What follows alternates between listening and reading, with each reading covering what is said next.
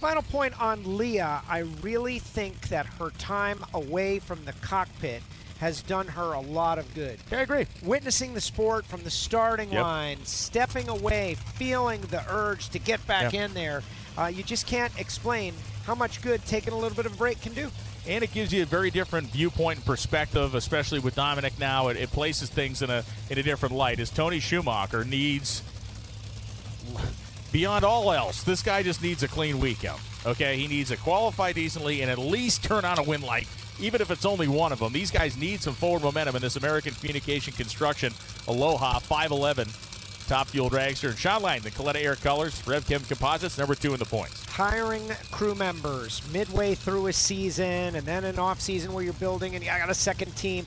It's so challenging. We talk about the money and the fuel. The manpower, though, is a big part of this sport as well.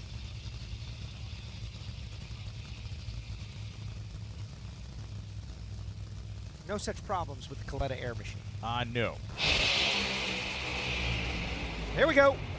Nice pull here, and Shawn, 345 miles an hour. There it is. The fastest speed in the history of drag racing, 372.4, 345 on the scoreboard. You're the first human beings on the planet to see it. Good gravy. 372.4, 345. Train your eye to that scoreboard. That is absolute insanity. Jason Galvin on the starting line. The smile on Brian Houston's face tells the entire story. We saw it in testing, but now official. The first 345-mile-per-hour pass in drag racing history. Yeah, it's pretty cool. Obviously we did it in testing. Doesn't really count, but we had confidence in it, and it shows Doug and AJ and Mac, those guys last week, ran pretty fast in the final round. So we're just picking away at it and making the thing run a little bit faster every time, and it seems like we're heading in the right direction.